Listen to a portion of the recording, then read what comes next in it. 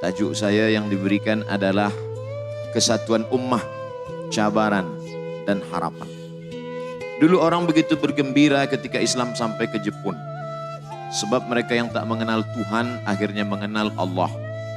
Tapi begitu umat Islam, para da'i, ulama sampai ke Jepun, awal-awalnya mereka senang masuk Islam, bersih, berwudu, mandi.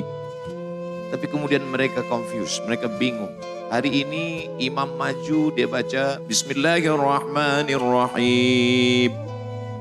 Esok imam maju, Bismillahirrahmanirrahim. Lama-lama Jepun ini pun bertanya, kenapa yang satu Bismillah ini silent? Kenapa yang satu Bismillah ini berbunyi? Lalu kemudian kebetulan yang mengatakan Bismillah berbunyi, rupanya dia ustaz dari Asia Tenggara. Dia katakan kamilah yang betul, yang tak berbunyi itu sesat dan salah. Kemudian yang tak berbunyi pula rupanya mereka yang datang daripada Pakistan, India, Bangladesh. Mereka mengatakan yang betul itu adalah kami. Karena kamilah yang paling tua. Mazhab kami mazhab Hanafi, Sirajul Ummah. Ketika imam kami meninggal dunia tahun 150 di Kufah, imam mereka Syafi'i baru saja lahir, belum pandai membaca kitab di Palestina. Jadi sebenarnya akhirnya orang Jepun ini pun berpikir lama. Kami ini ingin mencari Tuhan, kami ini ingin mencari kedamaian, kami ini ingin mencari pencerahan. Tapi akhirnya kami sendiri bingung, yang satu berbunyi, yang satu tidak. Yang satu begini, yang satu begitu. Akhirnya betul apa yang dikatakan salah seorang ulama Mesir, al-Islam mahjubun bil muslimin. Islam itu tersekat, terdinding, terhijab bukan karena orang kafir, tapi karena orang Islam itu sendiri yang membuat ajaran Islam. Baru satu pembahasan masalah basmalah. Belum lagi masalah sayyidina. Belum lagi masalah ar-Rahman alal arsyistawa. Belum lagi masalah khilafiyah. Oleh sebab itu ingin dibawa kemana umat ini? Maka tajuk ini amat sangat berat. Saya ingin diberikan kesempatan Ustaz Abdul Somad 30 saat berbicara, 30 saat soal jawab. Membahas kesatuan umat dalam 30 saat bahasa Arabnya mustahil. Oleh sebab itu Abdul Somad Al-Faqir, fakir ilmu, fakir amal, hanya dapat bercerita bahwa sesungguhnya khazanah kekayaan fuqaha, para ahli fikih itu sebenarnya kalau difahami dengan baik, dia bukanlah untuk membelah, memperpecah belah, membuat umat ini menjadi terbagi banyak, tapi sebenarnya dia menjadi kekayaan yang luar biasa. Ambil contoh ketika kita sedang naik pesawat terbang, sampai di atas, bila kita pakai mazhab Syafi'i, kita mesti bertayamum dengan debu. Mesti ada debunya yang dipukul. Setelah debu dipukul nampak di tangan dihembuskan. Barulah dia sah. Karena makna fatayammamu sa'idan thayyiban. Tayamumlah kamu dengan debu. Maknanya memang sa'idan thayyiban itu debu. Bagaimana kalau kita bekerja di office yang tak ada debu? Bagaimana kalau di rumah sakit, hospital yang tak ada debu? Bagaimana kalau di pesawat terbang yang tak ada debu? Maka ketika orang melihat mazhab yang lain. Manakala saya sampai di Maghribi, saya lihat di bawah tiang masjid itu ada batu, macam batu gilingan. Awal saya sampai, saya tengok ada batu macam batu gilingan. Dalam pikiran saya, oh rupanya orang Maghribi ini membuat sambal juga. Tapi lama-lama saya terheran-heran, setiap masjid ada batu, setiap masjid ada batu. Rupanya mereka pada musim sejuk, musim dingin, mereka tidak memakai air. Mereka sampai ke masjid, dia pegang batu itu, lalu kemudian dia sapu muka dia. Dia ambil lagi batu itu, dia sapu. Sedangkan kita dalam mazhab Syafi'i mesti ada debunya. Tapi sedangkan dalam mazhab Maliki, tak pun ada debu, cukup dengan batu saja. Kerana makna sa'idan thayyiban sudah masuk ke dalam makna sa'idan thayyiban. Batu yang tak ada debunya itu pun sudah masuk dalam makna sa'idan thayyiban. Betapa sebenarnya ikhtilaf, banyaknya pendapat para fuqaha dalam bidang fiqh ini memperkaya khazanah dan membuat Islam ini menjadi mudah. Oleh sebab itu bagi orang yang pergi atau sakit, keluarganya di rumah sakit tak mungkin untuk bertayamum, maka cukup dia bawakan batu, dia sapu, satu kali sapu ke wajahnya, setelah itu satu kali sapu ke tangannya. Sedangkan dalam mazhab Syafi'i sulit sekali untuk bertayamum. Karena tayamum itu seperti berwudu sampai ke siku. Lalu kemudian saya lihat bagaimana orang mazhab Maliki bertayamum. Dia bukan? Rupanya hanya sampai alal wasli, hanya sampai ke pergelangan tangan saja. Inilah yang selalu saya sampaikan. Tapi pada saat darurat, ketika ada orang yang berada di hospital, di ruang ICU, kemudian di tangannya ini banyak sekali kabel-kabel, jarum-jarum. Maka bagaimana mungkin untuk mencabutnya? Sedangkan dia ingin beribadah kepada Allah. Maka saat itu, tapi ini kan talfik. Sebagian ulama mengharamkan talfik. Betul, talfik dilarang kalau dia masuk dalam kategori tatabbu' rukhas. Ingin mencari yang senang-senangnya, yang mudah-mudahnya saja. Oleh sebab itu, Syekh Dr. Wahbah Az-Zuhaili dalam Muqaddimah Al-Fiqhul Islami wa Adillatuh, Islamic Jurisprudence and Evidence, menjelaskan segala lengkap bahwa ada talfik yang haram, tapi ada juga talfik yang dibolehkan oleh para ulama dengan syarat dia mengerti fiqh dan dengan syarat pula ini dalam rangka darurat dan dia tidak pula dalam satu qadiyah. Yang tidak boleh itu adalah cara berwuduknya, cara wuduk Syafi'i. Kemudian manakala membatalkannya dia pindah kepada Maliki. Itu yang tak betul. Adapun bila cara bertayamumnya cara tayamum Maliki, kemudian cara sholatnya cara sholat Syafi'i, maka ini masuk dalam yang cukup syarat untuk bertalfik. Mungkin ada yang tidak sependapat dengan saya, tapi saya berpahaman selama dia masih ahlus sunnah wal jamaah. Yang paling tua Imam Hanafi Abu Hanifah meninggal di Kufah tahun 150. Yang kedua Imam Malik bin Anas Maliki meninggal di kota Al-Madinah Al-Munawwarah, makamnya di Baqi tahun 179. Yang ketiga Muhammad bin Idris Asy-Syafi'i meninggal tahun 204 di Fustat, Kaherah sekarang.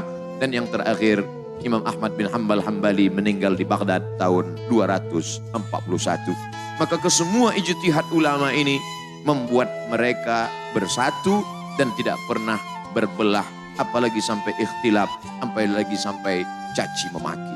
Maka kalau kita baca sejarah para ahli fuqaha, para ulama-ulama mazhab ini, berdebatlah antara Imam Abu Hanifah Hanafi dengan Imam Malik Maliki. Dua madrasah yang berbeda. Satu madrasah ahlul hadis, yang satu lagi madrasah ahlul ra'i. Madinah ahlul hadis, Malik bintangnya. Kufah ahlul ra'i, rasional, akal, bintangnya adalah Abu Hanifah, Imam Hanafi. Lalu kemudian ketika mereka berdebat dengan dalil-dalil hujjah-hujjahnya, selepas itu datanglah Imam Al-Laits dari kota Fustat, Mesir. Imam Laits bertanya kepada Imam Malik, Malik, ya, bagaimana pendapat engkau tentang Abu Hanifah Hanafi? Kata Malik, belum pernah aku berjumpa dengan orang secerdas Abu Hanifah. Begitu tajam akalnya. Lalu kemudian Imam Laits datang menjumpai Imam Abu Hanifah, Imam Hanafi. Hanafi, ya, bagaimana pendapat engkau tentang Malik? Apa kata Hanafi? Aku belum pernah berjumpa dengan orang yang paling kuat hafazan hadisnya. Mereka ikhtilaf, mereka berbeza pendapat, tapi mereka saling menghormati. Berbeza kita dengan hari ini, bila ada orang bertanya, Ustaz Abdul Somad, ya, bagaimana pendapat engkau dengan Ustaz Fulang? Rasanya dia belum lagi mumtaz macam aku. Betapa kita mengecilkan orang, sedangkan ulama salaf dulu selalu membesarkan orang. Kita tahu bahwa Imam Ahmad bin Hanbal, dia tidak berkunut subuh. Karena dia berpahaman bahwa summa tarakahu qanata Rasulullah sallallahu alaihi wasallam syahran. Nabi membaca kunut selama sebulan. Itulah kunut nazilah. Summa tarakahu. Kemudian dia meninggalkan. Di situ adalah tarakal kunut. Selepas sebulan Nabi tidak lagi membaca kunut. Begitu kata Imam Ahmad bin Hanbal. Tapi kata Imam Syafi'i tidak begitu. Qanata Rasulullah SAW syahran, Nabi membaca kunut nazilah 1 bulan. Summa tarakahu. Selepas itu Nabi meninggalkannya. Yang ditinggalkan Nabi bukan kunutnya. Nabi tetap berkunut hingga meninggal dunia. Yang ditinggalkan adalah laknat dalam kunut itu. Yang sebelumnya dia berkunut sebulan dengan laknat. Allahumma al'an Bani Ri'il, Allahumma al'an Zakwan, Allahumma al'an Usayyah. Selepas sebulan dia tetap berkunut, tapi dia tidak melaknat di dalam kunutnya. Ikhtilaf mereka tentang masalah summa tarakahu. Tapi walaupun ikhtilaf tidak membuat mereka berkelahi, mencaci maki, sumpah serapah, Apalagi sampai mentabdi', membid'ahkan, mentafsik, memfasikkan, mentakfir, mengkafirkan, mentajhil, menjahilkan, membodohkan. Makanya apa kata Imam Ahmad bin Hanbal? Da'autu lisyafi'i fi salati arba'ina sanah. Aku mendoakan Imam Syafi'i fi salati dalam salatku arba'ina sanah. 40 tahun lamanya aku mendoakan Imam Syafi'i dalam salatku. Walaupun mereka berbeza dalam masalah kunut subuh. Hari ini kita tengok, kita lihat orang berkelahi hanya karena masalah khilafiyah ini sampai membid'ahkan. Padahal kalau sudah sampai kita bid'ahkan, tak pernah Imam Ahmad bin Hanbal berkata, Syafi'i itu pelaku bid'ah karena Nabi tak pernah berkunut, kullu bid'atin dhalalah wa kullu dhalalatin finnar. Karena kalau sampai Imam Ahmad bin Hanbal mengatakan Imam Syafi'i pelaku bid'ah, berarti ilmu-ilmu yang dia terima selama ini berarti ilmu yang dia dapatkan dari pelaku bid'ah.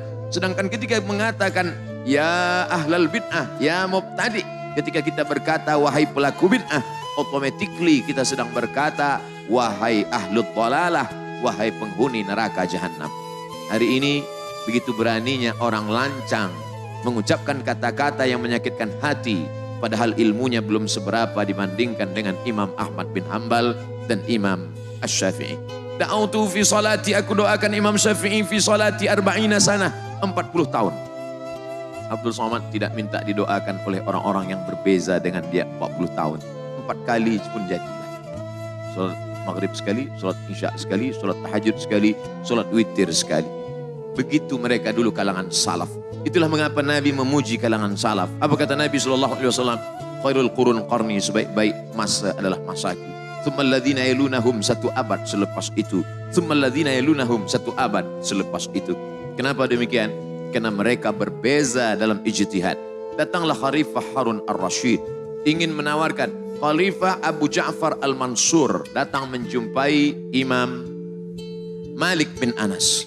Apa kata Abu Ja'far al-Mansur? Wahai Malik bin Anas, bagaimana kalau kitab Muwatta kami gantungkan di dinding Ka'bah, lalu semua umat Islam berpegang hanya kepada Muwatta saja dan hanya pendapat Malik saja? Apa kata Imam Malik bin Anas? Jangan. Kenapa? Karena sahabat Nabi sudah bertebaran di atas muka bumi dan murid-murid sahabat Nabi ini adalah tabi'in dan tabi'in sudah melahirkan para ulama-ulama besar. Ijtihad mereka banyak. Likulli mujtahid musib. Semua yang berijtihad maka dia mendapatkan kebenaran. Al-hakim idza ijtahada, seorang yang sudah sampai pada maqam mujtahid. Idza ijtahada, kalau dia berijtihad fa asaba, ijtihadnya benar, lahu ajrani, dia dapat 2 pahala.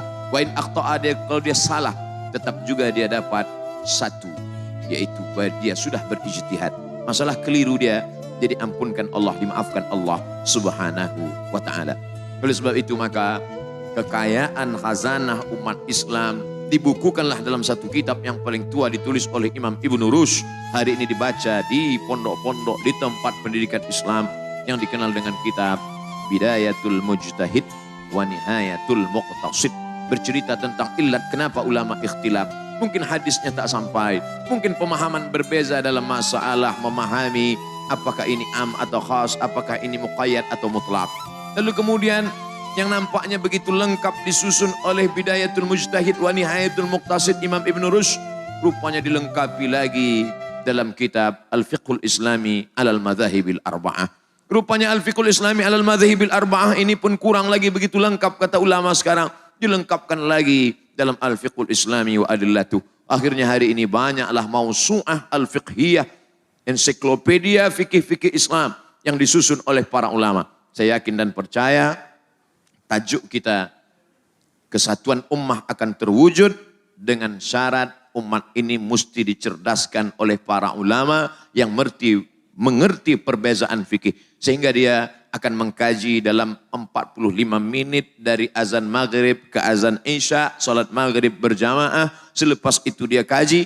Jamaah muslimin muslimat sekalian, tajuk kita di masjid pada malam hari ini adalah fiqh, dan fiqhnya lagi khusus lagi fiqh ibadah. Dan dalam ibadah ini kita khas lagi dalam fikih taharah, dalam masalah lamsur rajul lil mar'ah, lelaki dengan perempuan bersentuhan kulit dengan tidak mahram. Au lamastumun nisa, terbagi kepada 3 qaul. Qaul yang pertama menurut mazhab Syafi'i, lamastumun nisa, bersentuhan kulit lelaki dengan perempuan, yubtilul wudu, maka wudunya batal. Sedangkan menurut mazhab Maliki, lamsur rajul lil mar'ah, lelaki perempuan bersentuhan kulit, kalau ada syahwat batal. Kalau tak ada syahwat tak batal.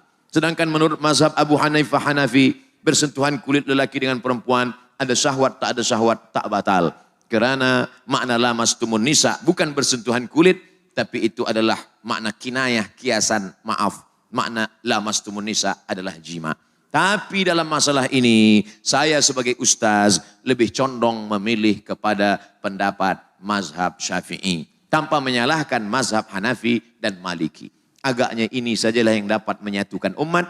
Kalau umat ini kita tunjukkan satu masalah, kita jelaskan dengan beberapa pendapat-pendapat para ahli fikih.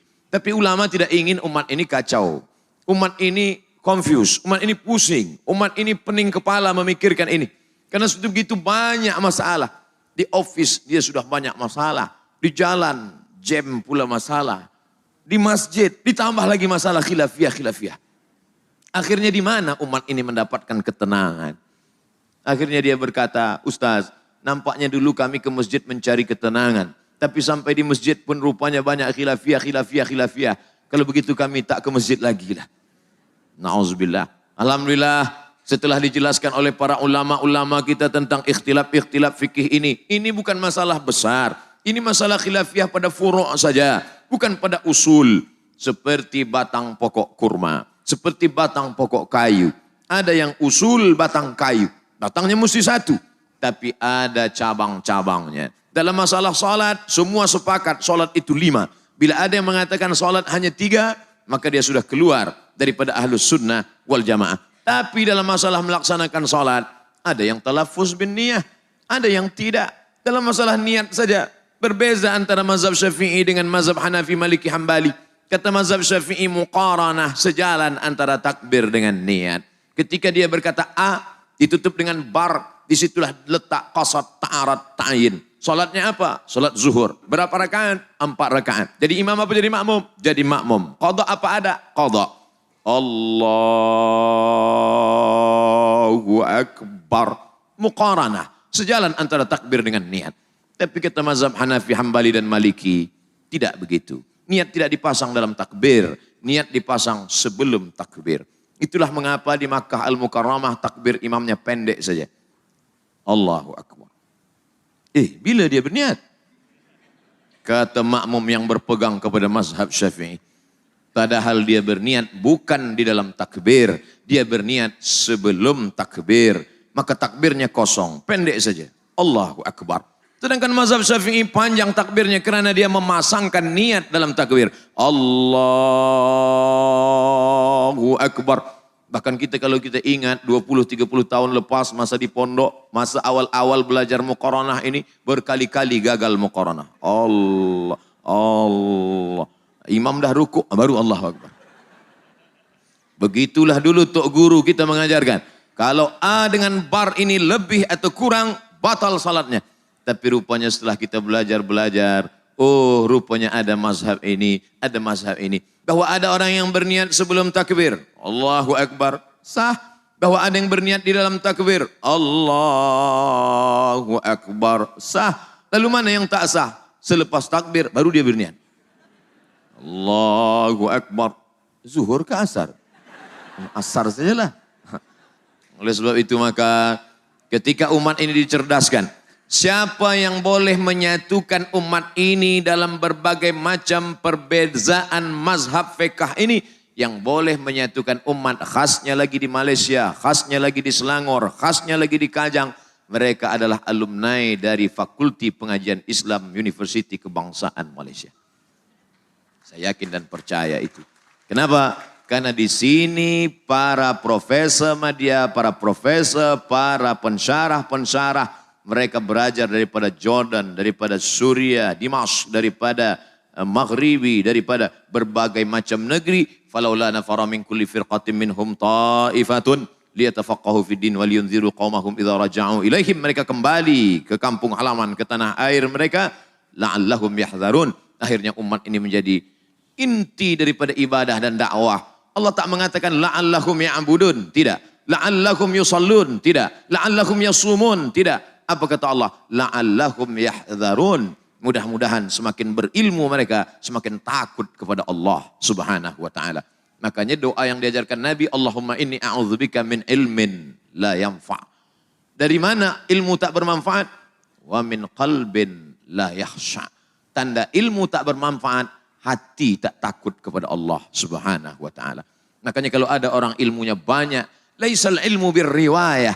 Orang yang ilmunya banyak bukan birriwayah, riwayah. Saya riwayatkan hadis ini dari Imam Muhammad bin Idris. Saya riwayatkan hadis ini dari Imam Muhammad bin Ismail bin Ibrahim bin Al-Mughirah bin Bardisbah Al-Bukhari. Dari gurunya Abdullah bin Maslamah, dari gurunya Malik bin Anas, dari gurunya Abu Zinad, dari gurunya Al-A'raj, dari gurunya Abu Hurairah, dari gurunya Sayyidina wa Maulana Muhammad sallallahu alaihi wasallam. Tapi hanya untuk menunjukkan bahwa hafazannya banyak. Malaikat berkata, aku tahu Abdul Somad, kau berkata begitu hanya supaya orang menonton banyak dan kau akan berkata jangan lupa subscribe, like, and share. Sebenarnya yang kita lakukan ini untuk manusia apa untuk Allah Subhanahu wa taala. Oleh sebab itu nanti sampai masanya dikumpulkan Allah. Kamu dulu beramal kerana Uzair, cari Uzair, minta balasan kepada dia. Kamu dulu beramal kerana Isa, cari Isa, minta balasan kepada dia. Lalu kelompok yang ketiga, izhabu ila man turauna ilai. Pergilah kamu kepada siapa kamu dulu menunjukkan amal kamu. Kalau kamu beramal kerana follower, cari follower kamu. Kalau kamu beramal kerana viewer, cari viewer kamu. Beramal mestilah kerana Allah Subhanahu wa taala. Kata Syekh, menjabat jawatan yang tinggi sampai kepada maqam Syekhul Azhar, Abdul Halim Mahmud, PhD Doctor of Philosophy daripada Sorbonne, Paris, Prancis University. Kata dia dalam sejarah Islam ada 3 kelompok yang tak mungkin bersatu. Yang pertama, Aqliyun. Mereka inilah Mu'tazilah. Mereka selalu mengandalkan akal mereka. Yang kedua, Nassiyun. Mereka selalu berpegang kepada nas. Takwil tak boleh. Hanya nas saja, tekstualis. Yang satu Aqliyun, rasionalis, rationality. Tapi yang ketiga pula tidak bersandar kepada nas, tidak melihat kepada akal. Mereka buang nas, mereka campakkan akal, mereka pejamkan mata, mereka renungkan hati. Mereka adalah ahlul dzauq, irfaniyun, kaum sufi, mutasawwifun. 3 kelompok. Satu Aqliyun, satu Nassiyun, satu Irfaniyun. Mereka inilah yang sentiasa berikhtilaf. Tapi 3 kelompok ini boleh menyatu dalam satu titik. Irfaniyun, Aqliyun, Nassiyun. Mereka akan menyatu dalam satu titik. Titik apa? Wa ma umiru illa liya'budullaha mukhlishina lahuddin. Maka kalau ada orang yang lebih mengedepankan akliyunnya, ada yang lebih menghilangkan akal, memejamkan mata, merenungkan hati, zauqnya, irfaniyun. Ada pula yang hanya membaca kepada teks, kalau tidak ada dalam Quran, tidak ada dalam sunnah, tidak ada tertulis, tidak diterima. Tapi ketika mereka kalahkan ini semua hawa nafsu, insya Allah mereka akan bertemu dalam mukhlishina lahuddin. Saya yakin dan percaya, banyak profesor, pensyarah yang tak sependapat dengan saya, tak bersetuju dengan saya. Tapi insya Allah kita akan bersama dalam kelompok mukhlishina lahuddin. Cepat betul waktu habis di UKM. Saya dibagi maklumat 30 saat. Saya start tadi pukul 3, sekarang sudah pukul 3.35. Mohon maaf, 5 menit ini pun akan dituntut di padang mahsyar nanti.